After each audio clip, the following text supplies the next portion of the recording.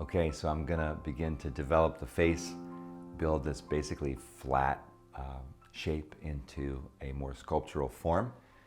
So here we go. Let's look, as we talked about before, there's a rim light and it's in a similar violet gray. This is probably a little too light, but just to begin to find that shape.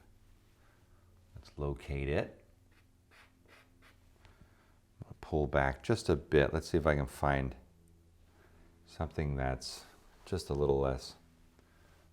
Well, I'm going to use my mauve. I think the value will be okay.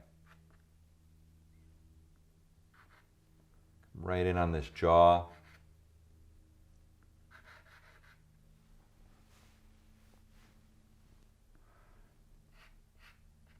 Now, portraits certainly do require careful attention and getting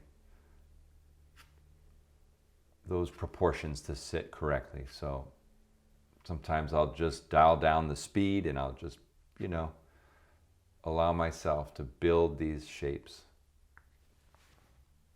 And always use my measuring tools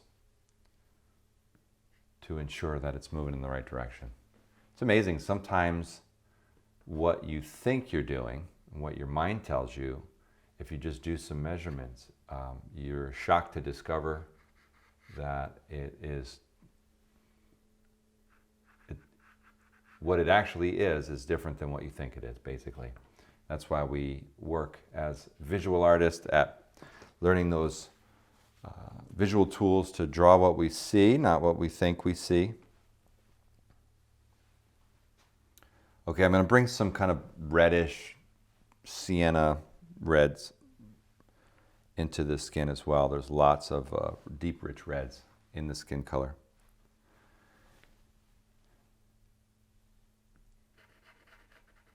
I use a brand called UART for a soft pastel that is smaller and thinner, and it's beautiful. It's a French pastel.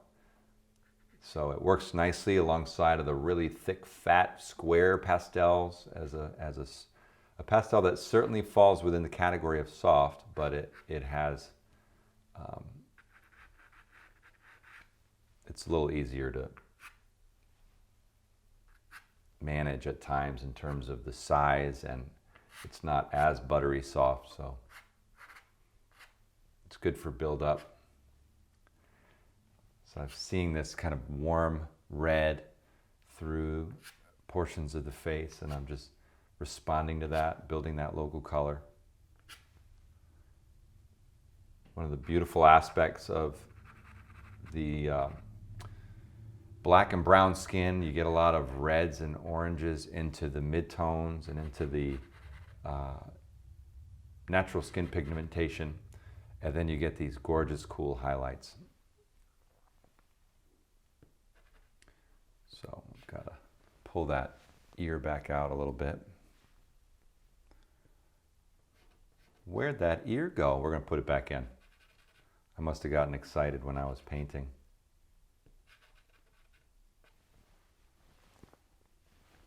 Switch over to a real rich reddish dark.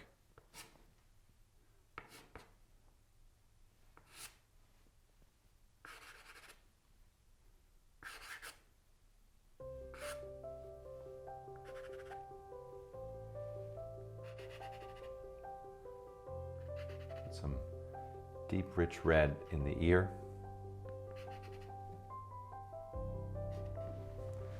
Try to build that dark value, not just black, but put that color into the dark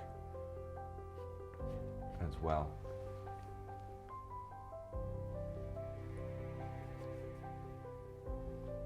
I'm looking for this dark gray still.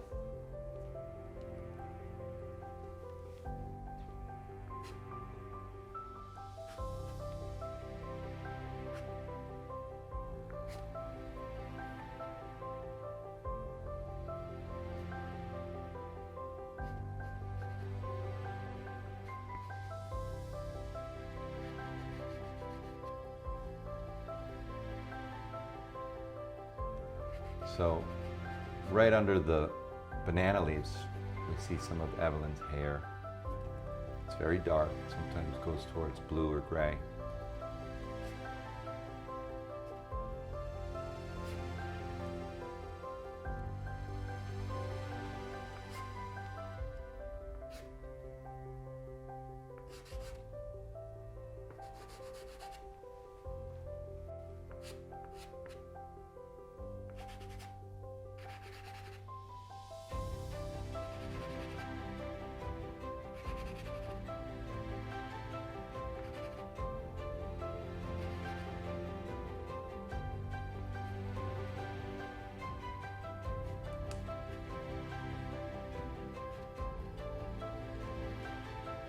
Starting to build that deep, rich, dark value under the leaves to anchor the darks at the top of the head. Push that a little further where I see some darks in the background as well.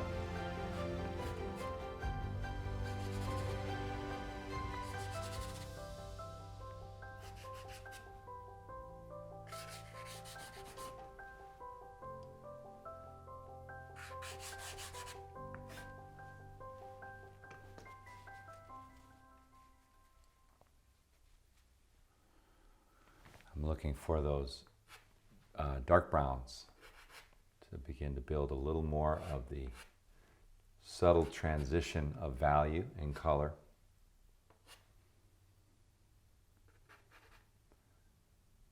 We just see a little bit of lightening up the side of the face.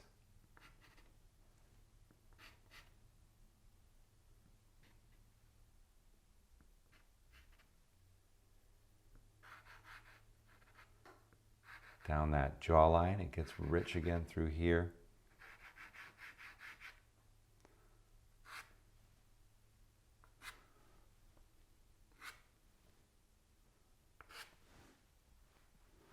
Let's warm up a little towards the middle of the head. That's too light. It's amazing sometimes how dark the values stay inside the face.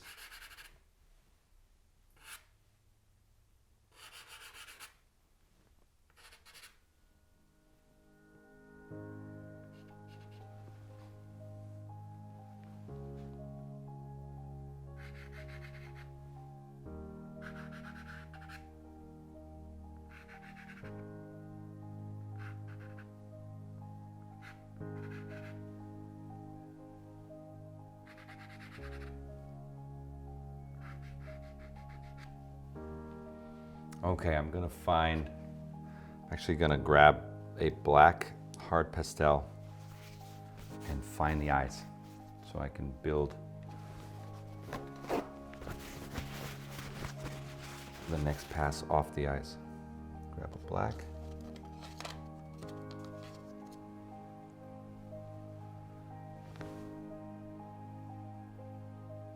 I'm gonna come right through here.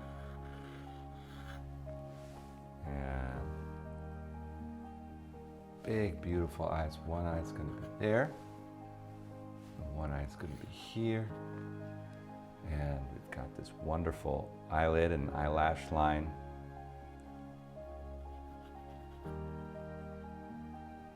A little bit of tilt, just a little bit, not quite level. Inside of the eye, above the chin, about here.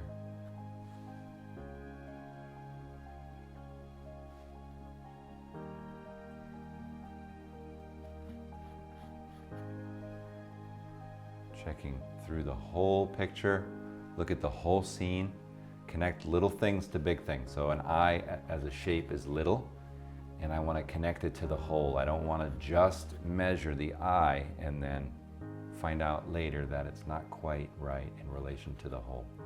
I want to create a proportional shape.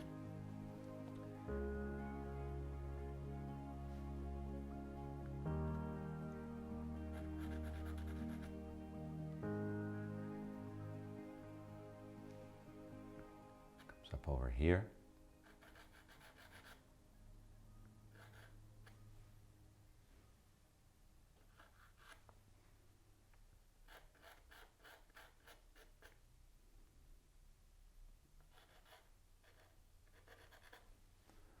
grab the eyelid line right above the eyelash line.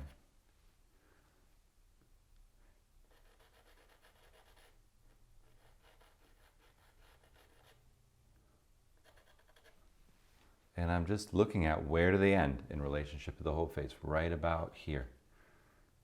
Just check those starting and ending points. And big, beautiful eyes. So let's look at the bottom of the colored portion of the eyes as well. There's a little notch of dark value in here under the chin. I'm gonna sneak it in. Kind of helps me find stuff. Right up there. Start to get this eye framed out as a dark mask through here. We'll come over to the other side. And this chin is going to sneak under with some deep, rich value. And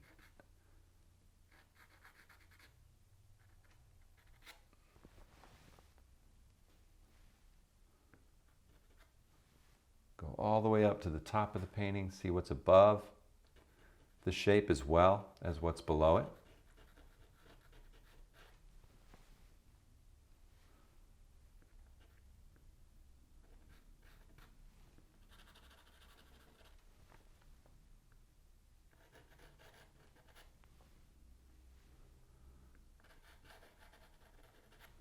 Now we really need eyebrows as well, and certainly an indication of the bottom of the nose.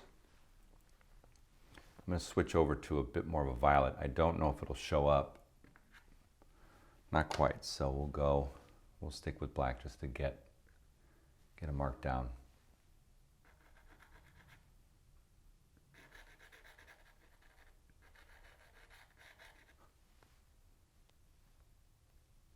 Bottom of the nose right about at the same level as the collar line.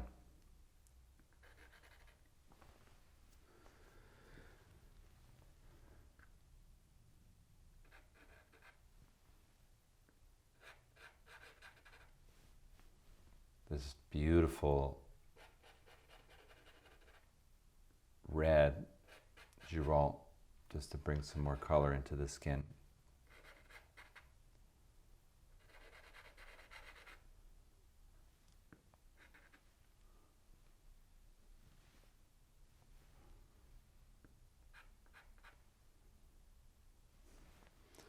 Probably a little less red when we get to the edge of the nose here. More umber.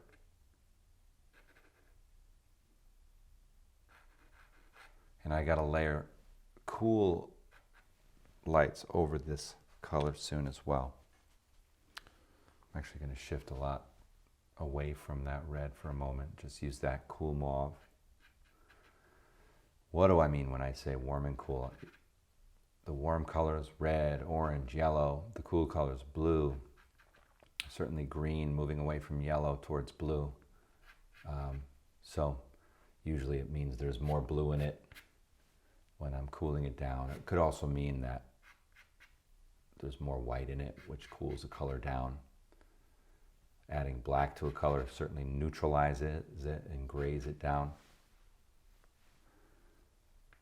Bringing some more of these highlights on the right side of the face. I'm going to get one just a bit darker.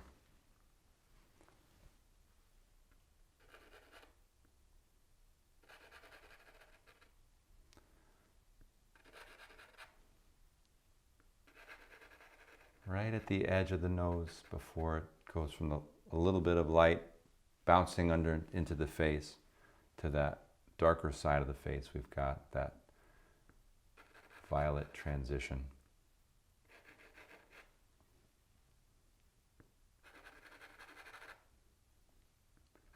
In a portrait like this, it's just going to take some time to build up these subtle relationships of value and color.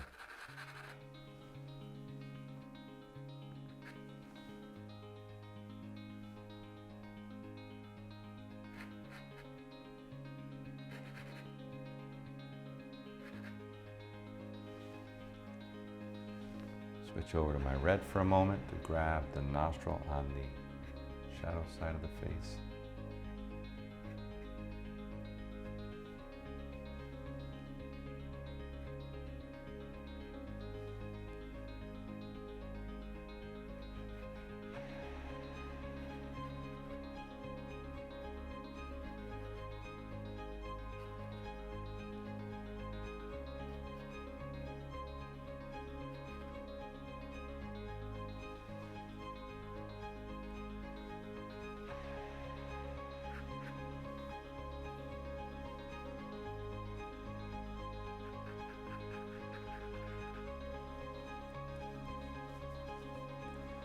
Okay, I want to get a little bit more of the eyebrows indicated as well. I think if I have a little black, like a small black pastel, and just notch it in, kind of mass it in, that would be a better approach than trying to sketch it in. Let's give it a shot. Looking, where's the high point? Right about here. Where does it turn?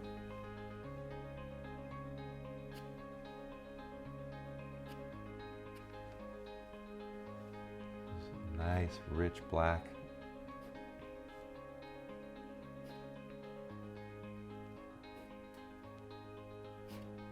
Take that value a notch darker all the way to that value 1 black. You can't get any darker than this.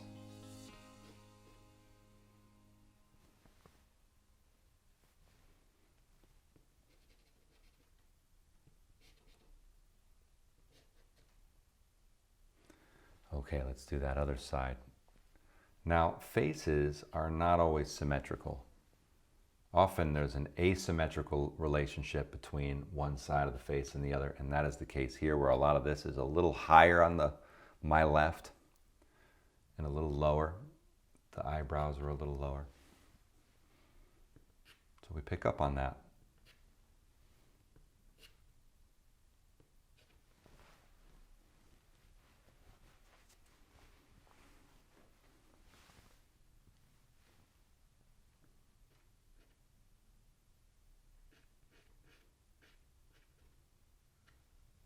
Always work on both eyes at the same time. Don't just work on one eye for a while until it looks amazing. And then you pull back from that one eye that you just perfected and realize that it's not quite calibrating with the other eye, and that can be quite frustrating. So a great safeguard for that is just to kind of work back and forth and continue to relate both eyes to each other, back and forth, back and forth. That keeps it from getting,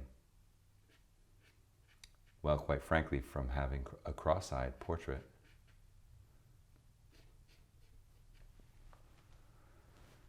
All right, we're starting to get the eyes located and the eyebrows initially masked in, which is super fun.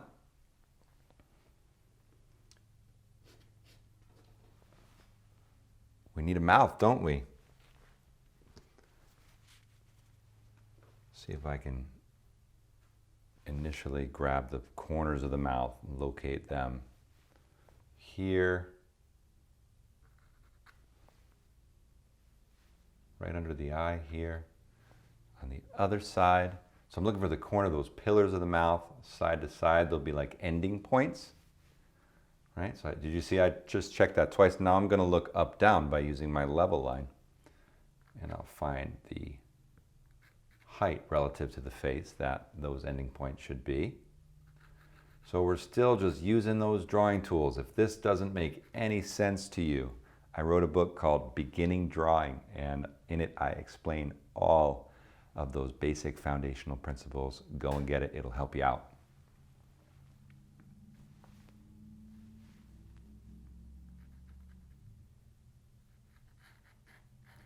So we've got an open mouth with some smiling teeth coming. So how do we paint these teeth without overdoing it? I'll show you soon enough. I'll show you my approach there. Okay, so now we're starting to get a sense of where that Smile peeks out. Let's grab some color differentiation. That's going to be too light, just a little too light.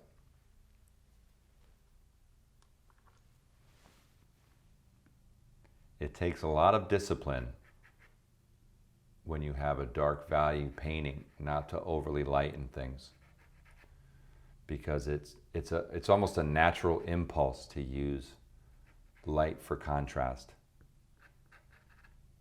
But if we overly lighten, we're going to violate the structure.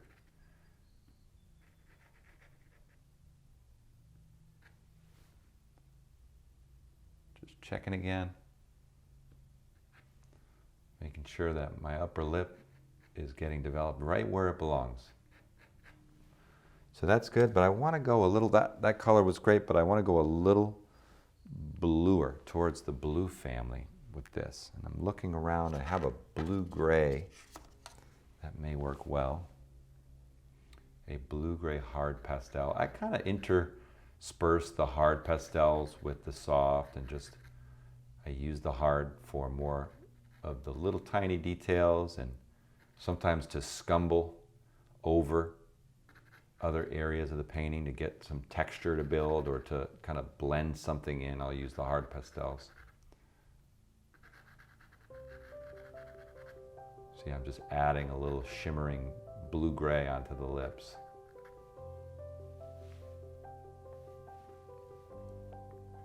I'm actually just going to widen this nostril the slightest bit.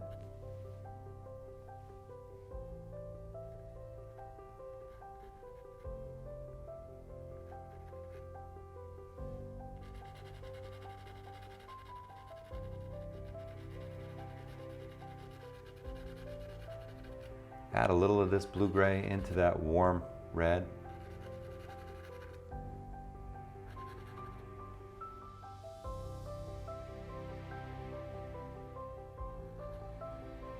Double checking the bottom of the nose.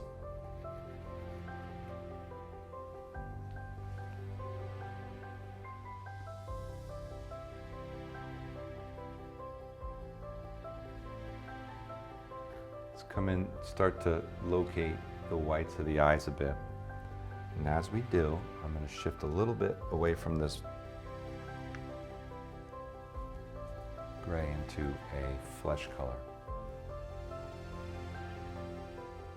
This is really a pink flesh color. So don't pick up white for the whites of the eyes just because when you say the word white of the eye, you think, oh, it has to be white. You really need to be sensitive to the color and the value that you're seeing. The whites of the eyes are, you know, an eye is round, it's shiny, like a little, almost like a glass surface, and it reflects all the light and local color around it. So it's certainly cooler and lighter than everything else, but it's not always white. Most of the time it's not white.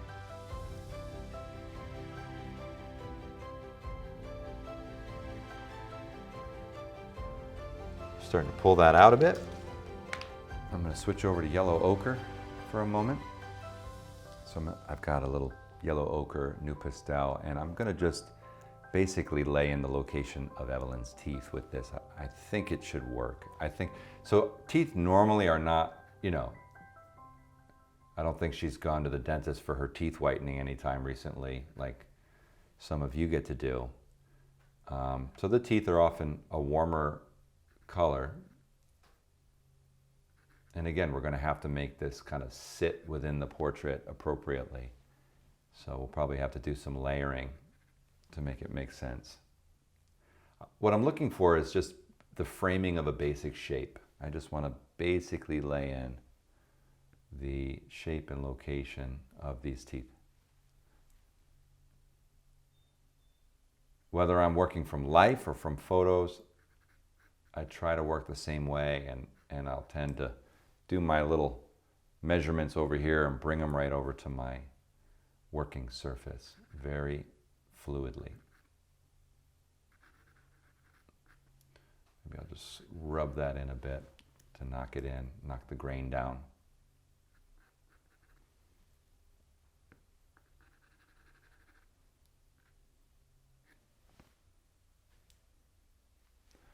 Right about here, one last tooth disappears behind the lips. Let's go a little darker.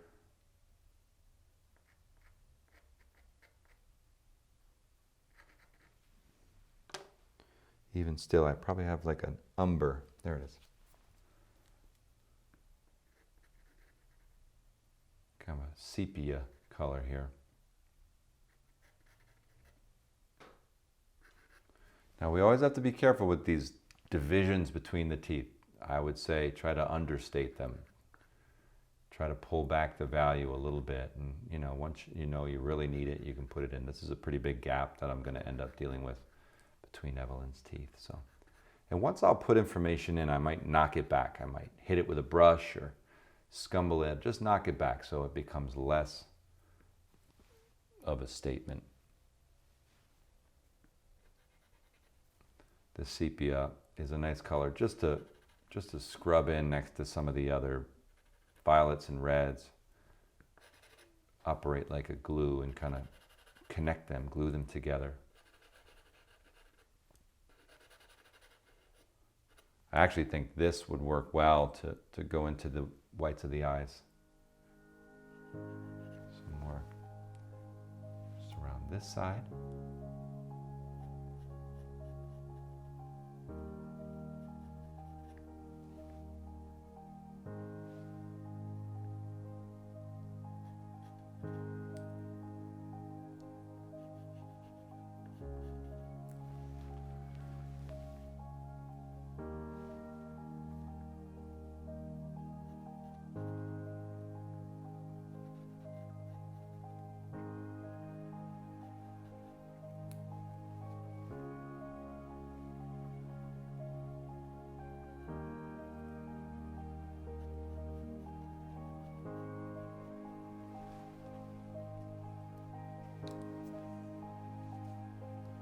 Where did I put my black?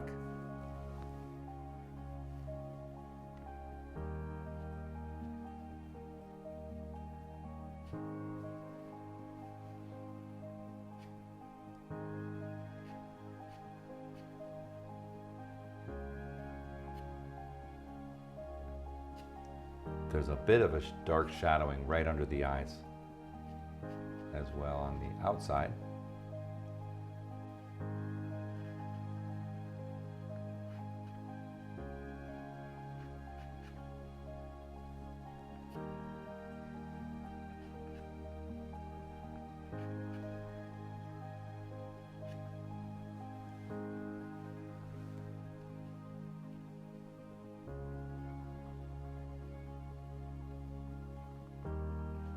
Working on developing these eyes, working on those beautiful dark accents. I want these eyes to emerge out of this middle dark area and just enrapture us.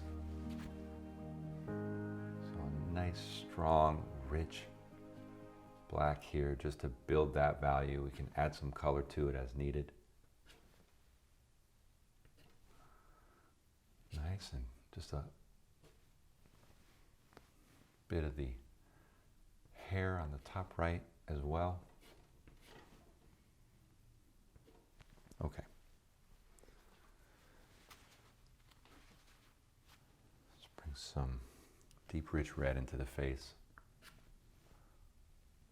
This is a very soft alizarin crimson.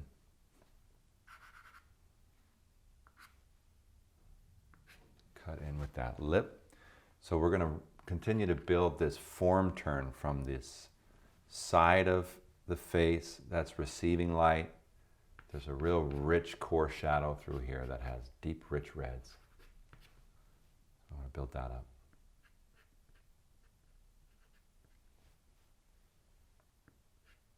So I used a lot of black, but now I'm going to add color to it to liven it up.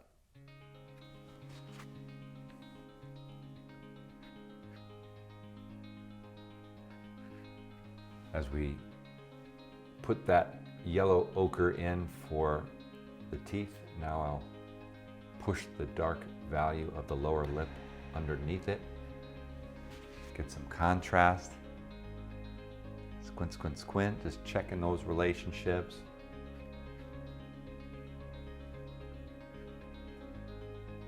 Relationships of value, relationships of color, relationships of shape. All three very interdependent to make the painting work.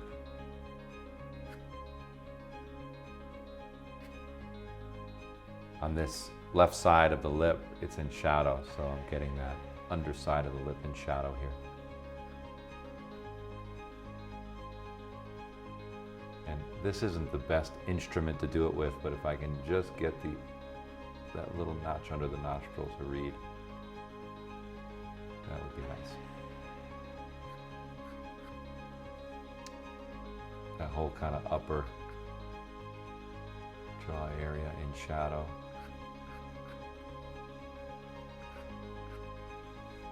There we go, start to build that. It'll start to feel more sculptural as we build that.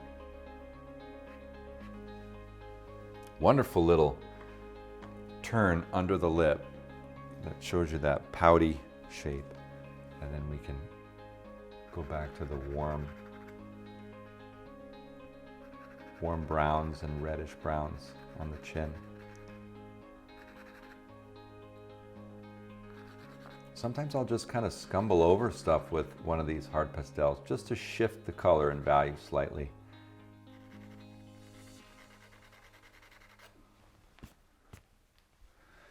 We need to alter this in order for the shape to really work, so we'll get over there in a moment. Let me just finish my thought.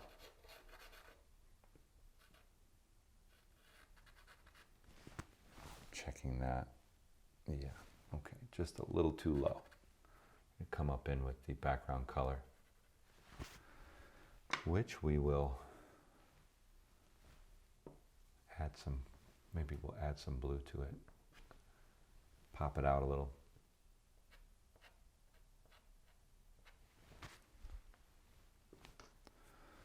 That's a good idea, but it's too light.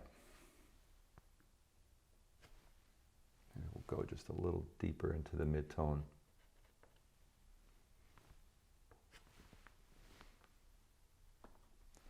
I organize all my pastel trays by color and value. So if I know I'm in the right ballpark, but I have to go darker, I just kind of shift down the box, down the palette, and I'll find a darker version of that hue.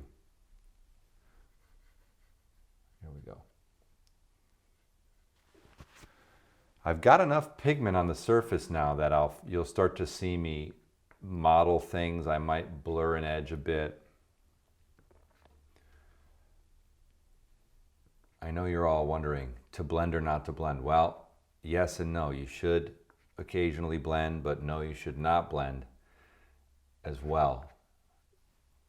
What I mean is, if you're not using enough pastel, you shouldn't be blending because it'll just look muddly. And if you tend to blend everything you put down, that's a bad habit because your painting will start to look muddy and dull and overworked. But to push an edge back, to transition a shape, to fuse colors together, blending is very effective. So I'm working into this shirt just to bring a little more subtlety of the color relationships. I'm also allowing myself to refine the shape of Evelyn's face as I go around it a little more accurately with this cool color. Now we have to be a lot more careful over on this collar side. It's kind of wiggling collar here.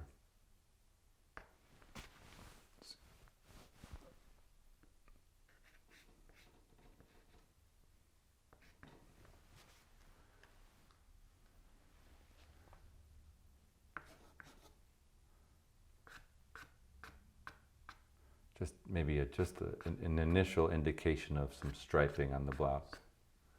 So we can work on top of. All right, I want to go into a little kind of burnt reddish orange in these banana leaves, just to build up that dry look, that kind of dry, hot look of it. Sometimes, if I've been working a lot on the face, or I'll be working in one area of the painting, I'll move away, I'll work around the painting, I'll sensitize my eyes to the whole painting so that I can not fall into one spot in the painting. So that's what I'm doing right now. I'm working back around the whole of the painting, getting a feel for how some of the development I did in the face relates to the whole thing. And also letting myself make a few big, bold marks again after being fussy and making little things for a bit. Look how that wonderful reddish ochre just livens up those leaves. And it livens up the painting with that warm color against a lot of violet and blue. So that's pretty. I'm not being totally indiscriminate here. I keep looking to see, where does this belong? What is the rhythm and flow? What is the cadence that we're creating in the composition? Let's let this go right off the edge. That's nice. Just a little under there. We've got one kind of falling down behind here. Okay. Now sometimes I will use a brush. Here's a Hake brush. And I'll just diffuse something. So I'm going to do that now. I'm just going to diffuse a bit. I feel like this is a little too hard-edged and too upfront. I'm just going to push it back into that background. So I'm just kind of scumbling it in to quiet it down. Clean that color off, and I like to do it in skin too sometimes. It's just a very soft kind of pull. Now if you do it too much, you knock all the pigment off the surface, so we don't want to do it too much, but a little bit definitely begins to fuse.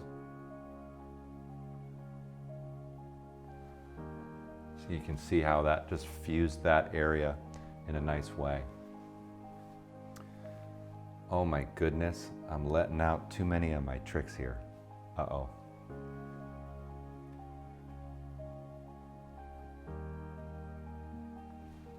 Aren't you lucky? So on sanded paper, especially these harder boards, when you use a brush, you will tend to remove pigment from the surface.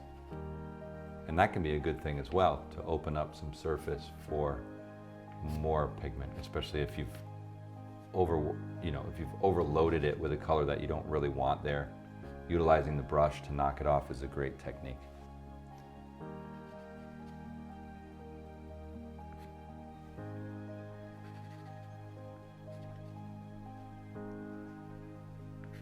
Let's get back in with that violet gray and get a better sense of how this cool light hits the side of the face.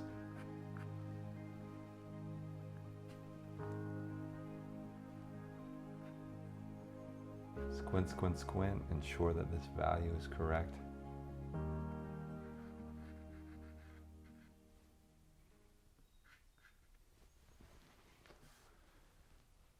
Here we go. Up on top of the ear. Get a little indication of that cool violet as well.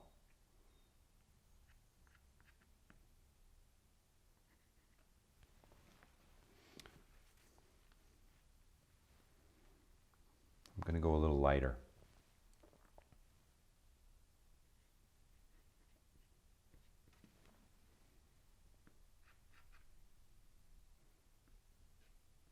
Right into that light of the eye with this beautiful violet mauve.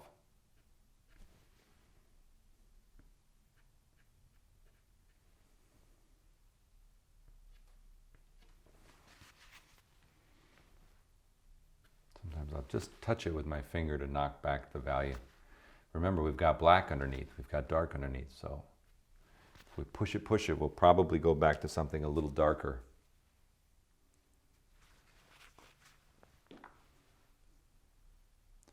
Kind of picking up on a little more of what's behind the scene. I've got a lot of violet gray. I want to bring a little more purple here and there, I think.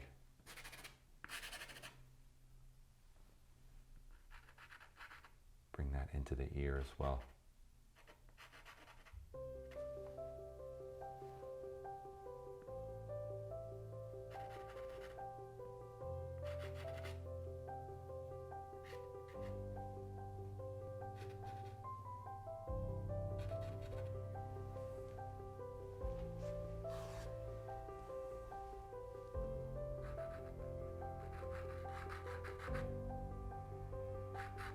This violet works really nice for the underside of the chin here. It's the right color and value. As that cheek turns down away from the light.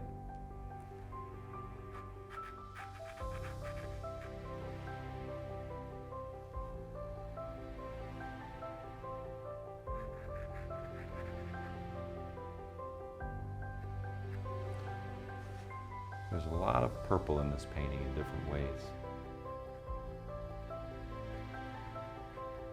I'm just pushing it into the teeth a little.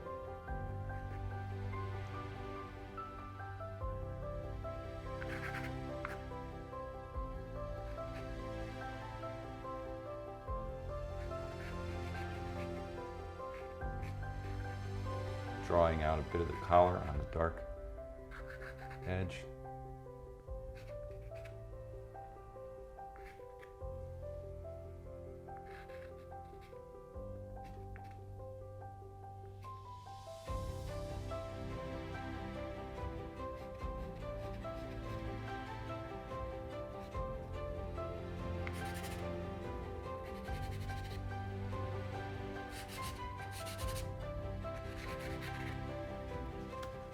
Just push a little more color into that gray.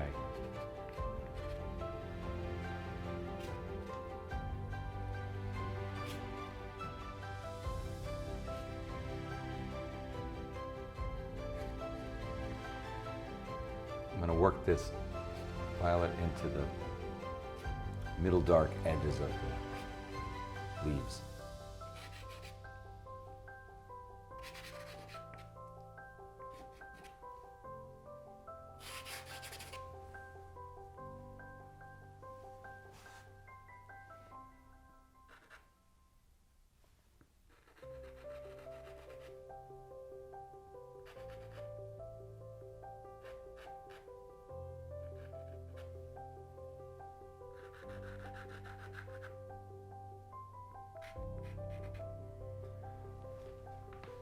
I'm just trying to turn the core shadow, just turn that form by using these little linear side strokes.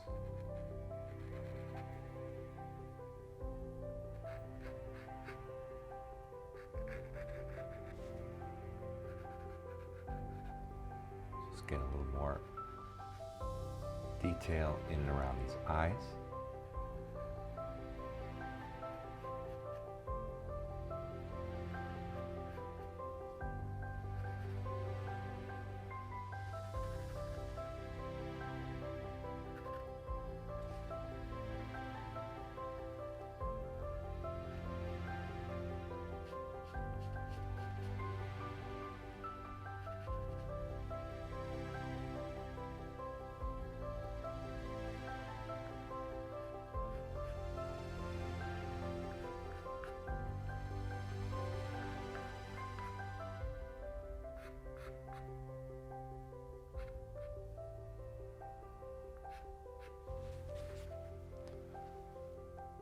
This red down the shadow side of the nose, on the bridge of the nose.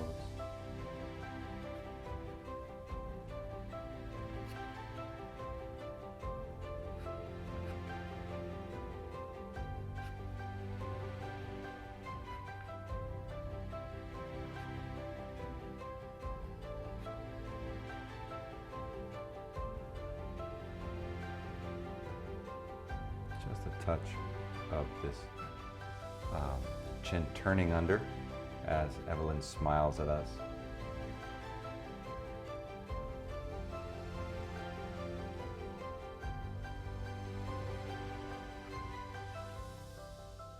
Under the eye,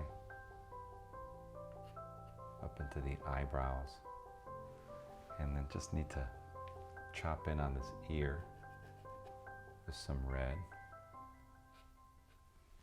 Check the location there, not too bad.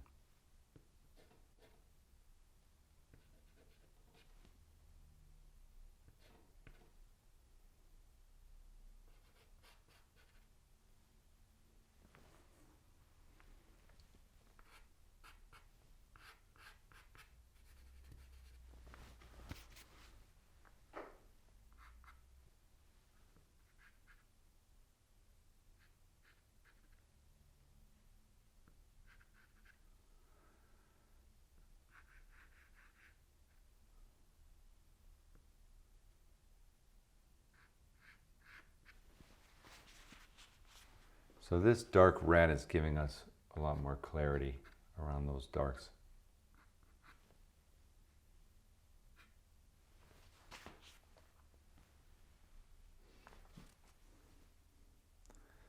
I want to find a warmer red color that I can bring just a bit more of a glow.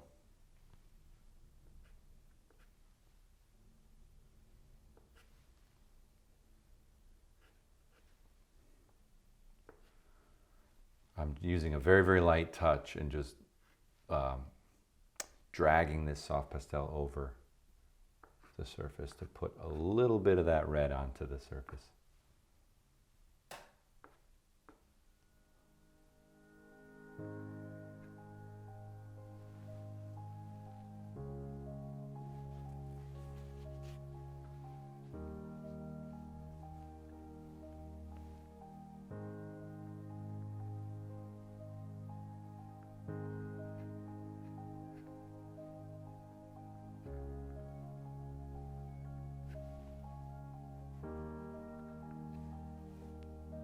This is another red, mid-tone, a little on the pink side. Adding a bit of mid-tone color to the lip. Under the nose, edge of the cheek.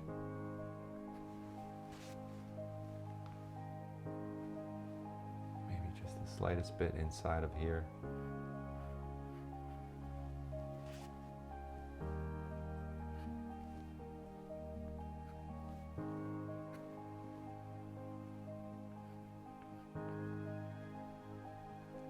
Ear.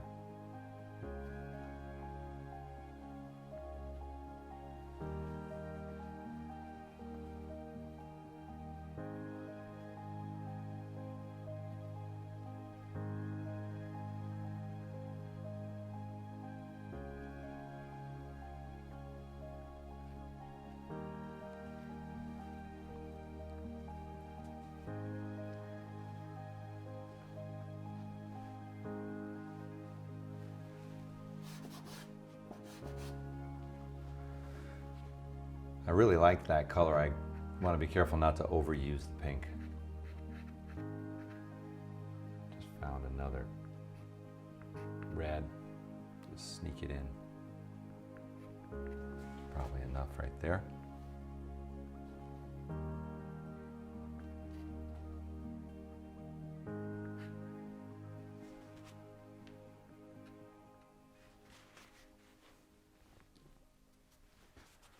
I'm going to go back and take my sepia and neutralize things a little here and there and just push it around.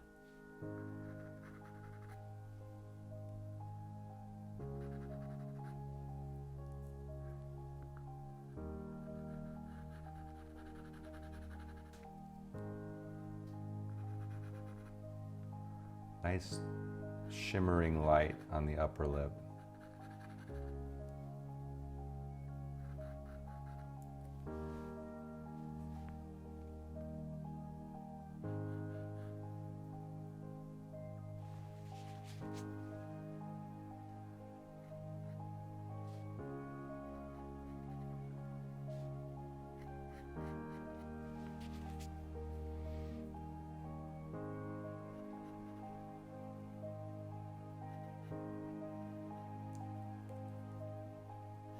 So I'm just trying to develop refinements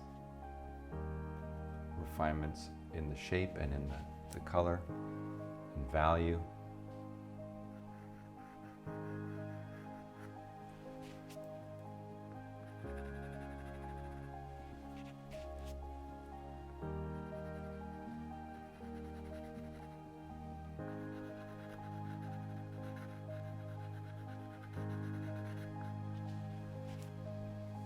Put a little green next to the face just to frame that edge a little clearer.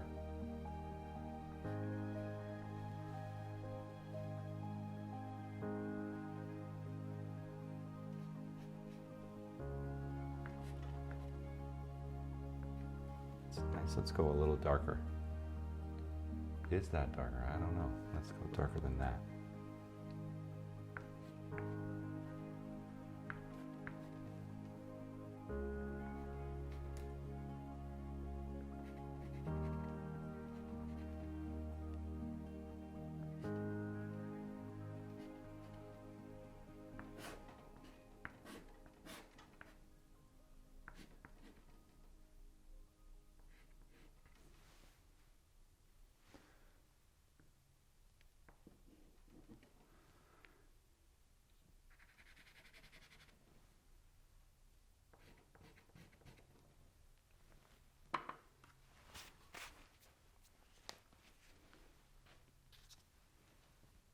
As I'm looking, I just want to adjust this outer edge of the eye.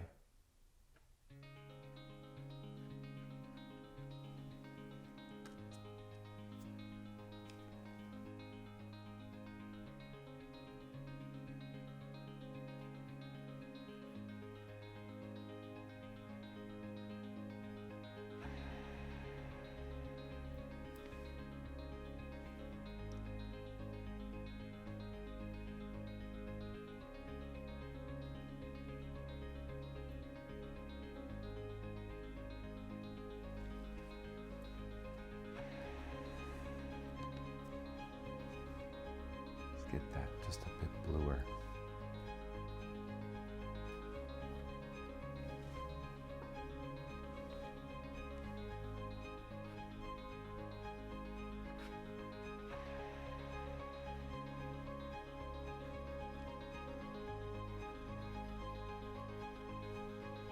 So a nice blue-gray here should push this a little further towards that cool white.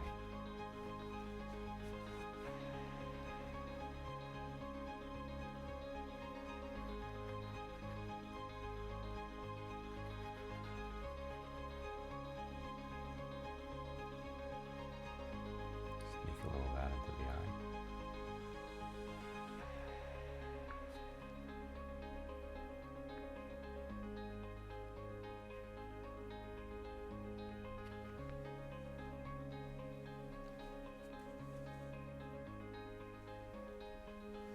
Let's get some yellow. We've got to chop in here a bit.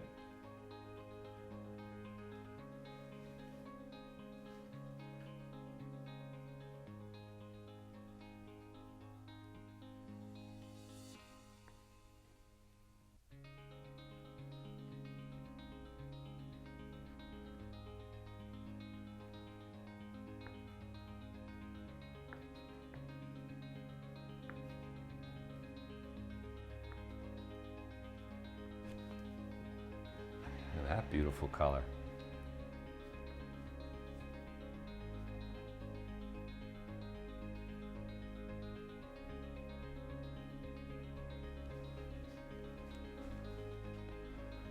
Grab another umber brown, just a sort of normal brown here.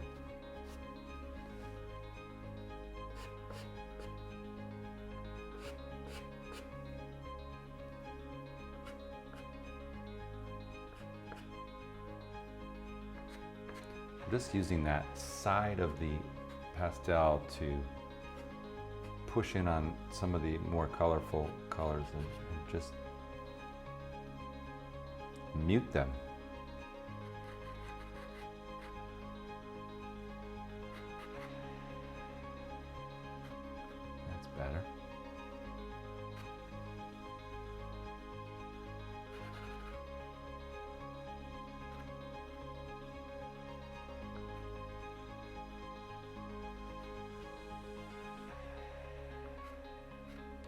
edge of that dark down a bit.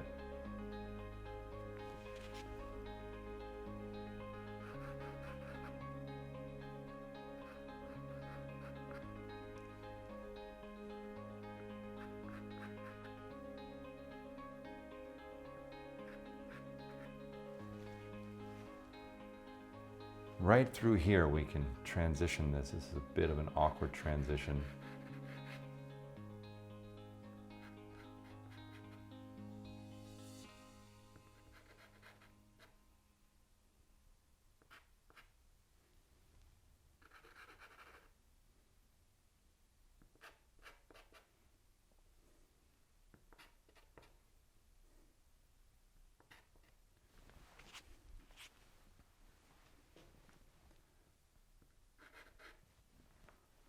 That works better.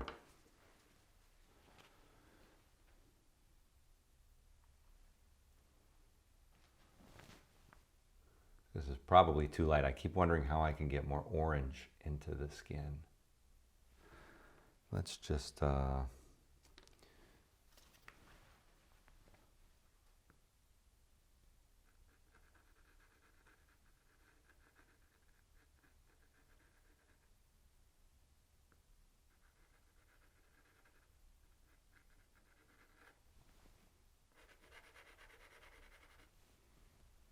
well, as you can see, it's the layering one on top of the next on top of the next begins to develop that beautiful shimmering layering of pastel.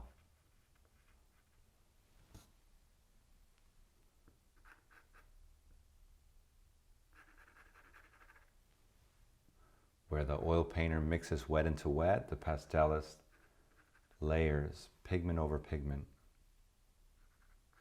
to achieve these luminous and subtle results.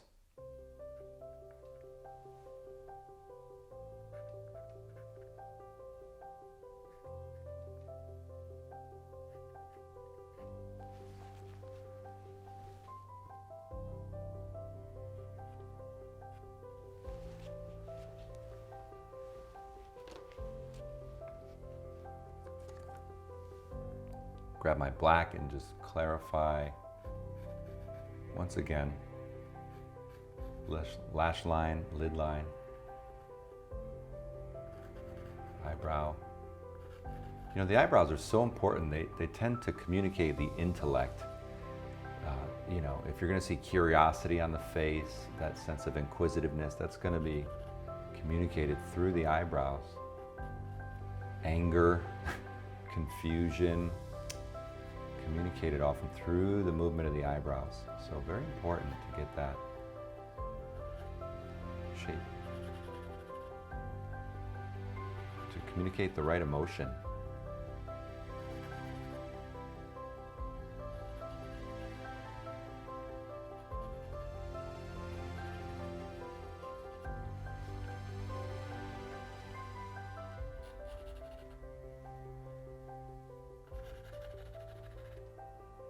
Scumbling in here just to push the value a little further.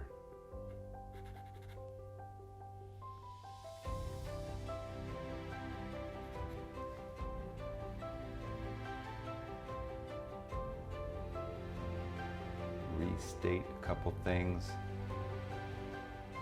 Restate that corner of the mouth.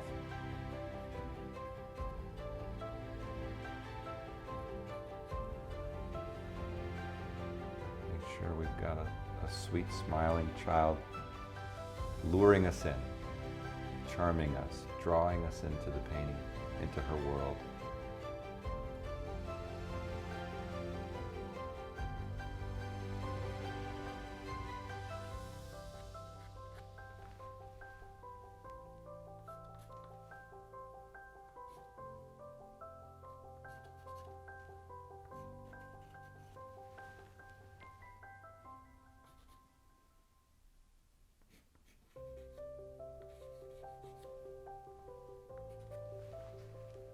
Let's get a little more color onto the blouse as well.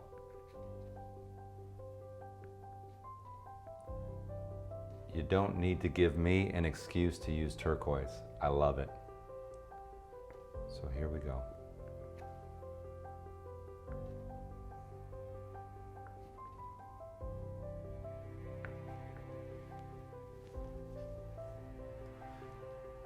Lighter at those lightest points.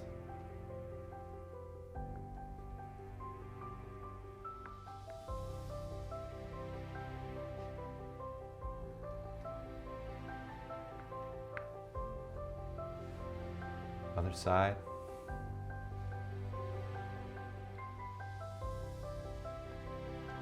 Trying to make these marks fresh, not overly labored. It's nice when you make lights on your painting with a nice soft light pastel for them to look thick and impasto.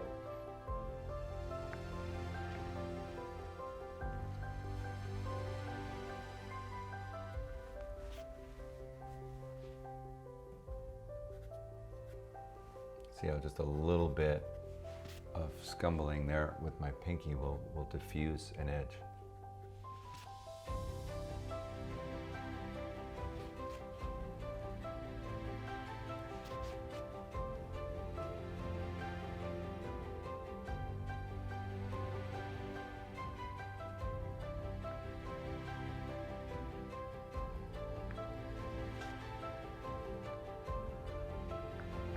Really isolating the subject with this rim light from the background.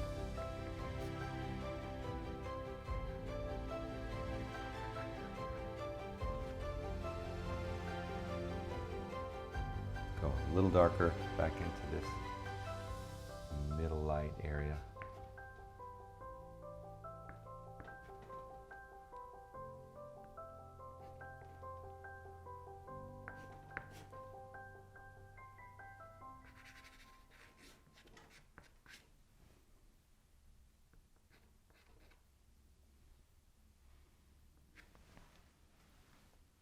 Now we're really getting that feeling of the face peeking up at us as this collar and blouse comes to life.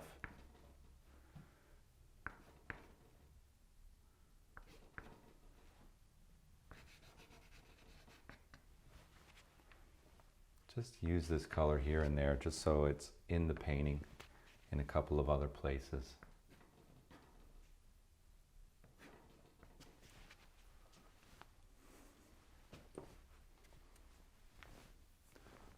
One more value and color shift in this blouse. We'll go to a little more greenish version of this.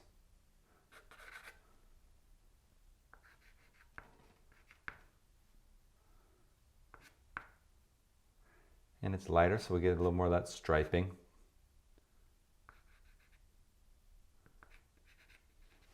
Remember, we're just looking for an impression or a suggestion of fabric, of texture, of pattern. Don't have to laboriously state the whole thing. We just cue the viewer so they can fill in and participate in the painting by actively filling in with their imagination where maybe we leave off. But we've got to give them enough so they know what's going on and where to go in their imagination.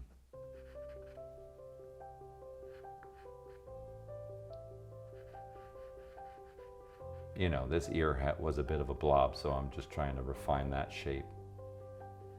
I love that upside down triangle and like continuing to allow the painting to move on that triangular shape. Switched back to a greenish ochre now that we're in the background, just keeping it away from that cooler blouse color.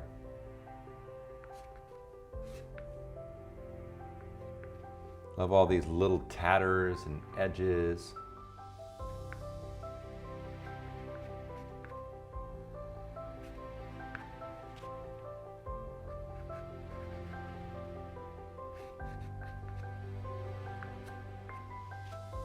Let's move through again. We have all this gray and violet. Here's some ochre.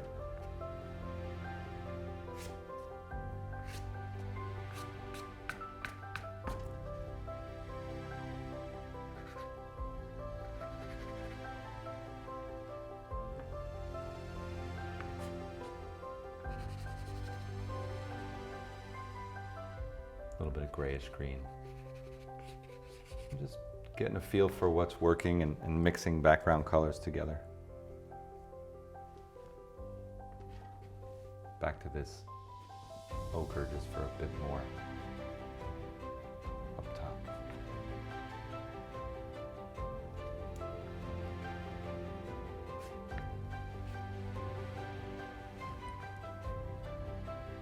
All right, I think I need a little bit of that wild and wonderful red in the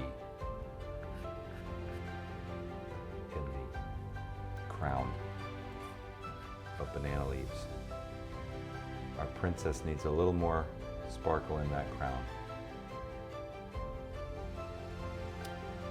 So just a moment, once I satisfy myself here in the middle of the face, I'll jump up and just hit it with a few nice strong statements.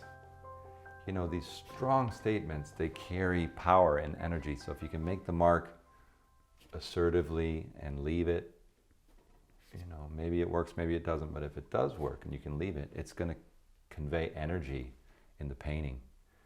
It's going to convey a real dynamism.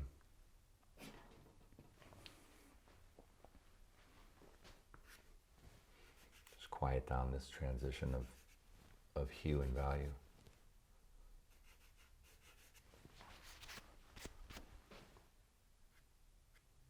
Side to side to turn that form at the bridge of the nose.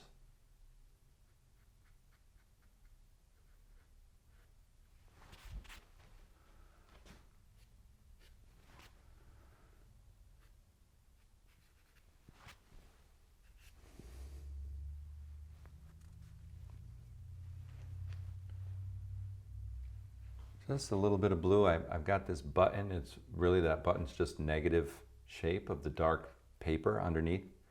So just a bit of blue-gray in there. A couple dark accents where the collar turns away from the light. I think just the slightest bit.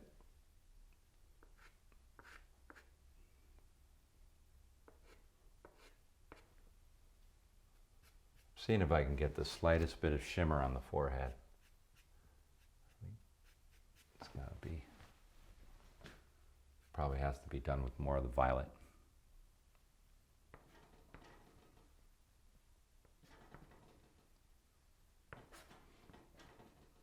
A little more variety. Here we go. I find when you start the background early and you keep pushing and pulling the foreground and the background and developing the color palette, you get to this point where it just starts to work. It's got a nice mixture of the colors in the painting.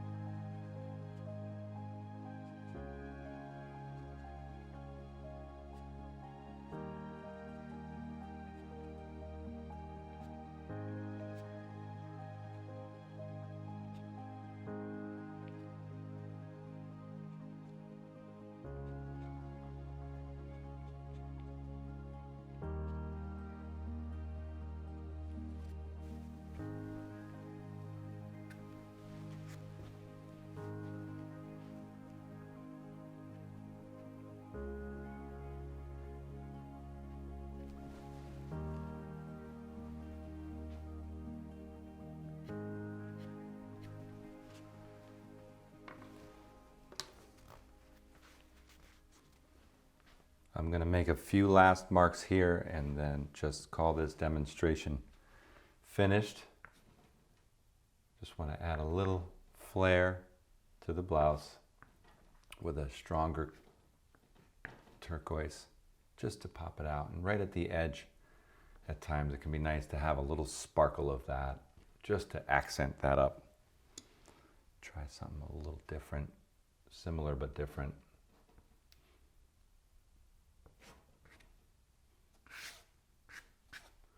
We did a lot down, down, down, down, down with the striping, so I'm going across with a couple marks just to unify.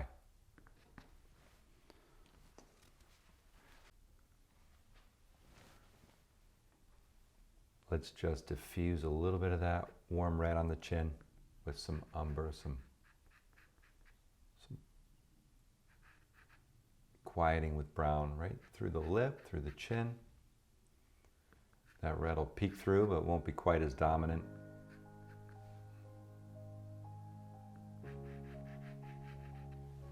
It's better, maybe just a touch of darker brown at the edge. And transitioning to the shadow side, under the lip.